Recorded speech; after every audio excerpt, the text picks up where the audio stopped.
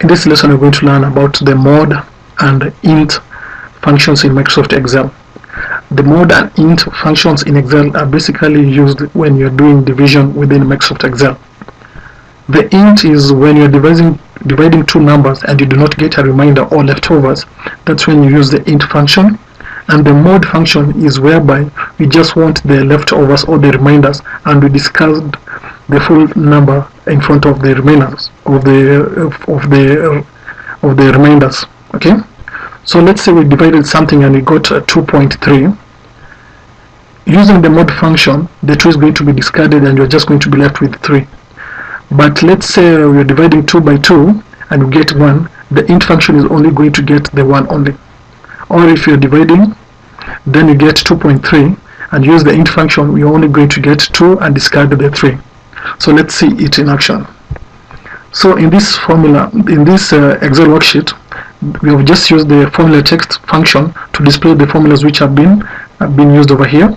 So basically we're dividing the main number divided by this one, divide the main number divided by the second row, fourth row, fifth row, sixth row, up to the seventh row cell. Okay, so basically if you want to get the whole number using the int function, what you need to do is type int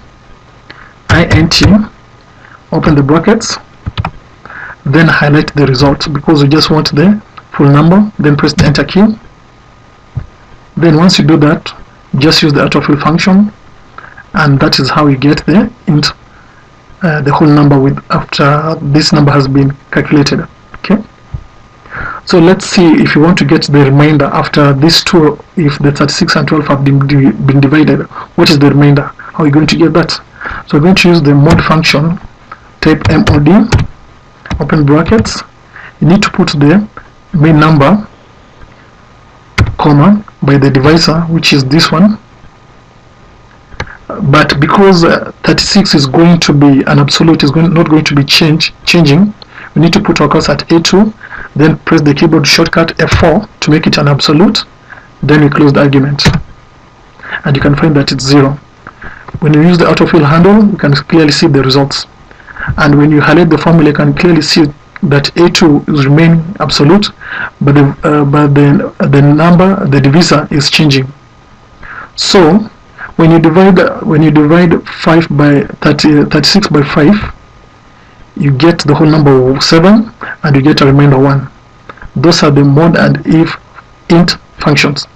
So let's use the second worksheet called even of odd. Let's say, for example, we have these various numbers and we want to find out whether they are even or odd numbers. So we're going to type these numbers: 67, enter, 45, enter, 32, enter, and 12. So enter. So we want to use a mathematical formula using the mod function to determine whether a number is a whole number or is an odd number or an even number. So for us to take the formula function, it is going to be equals sign if mod, open bracket, mod, open bracket, if the number here, if we divide it by 2, because even numbers are divided by 2, divisible by 2, close the argument, then the result is going to be 0. Okay, so if 67 is divided by 2, then the result is 0.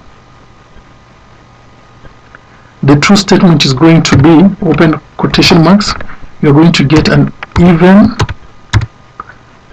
true statement. But if it's not divisible by 2, which means we do not get a 0, the false statement is going to be odd.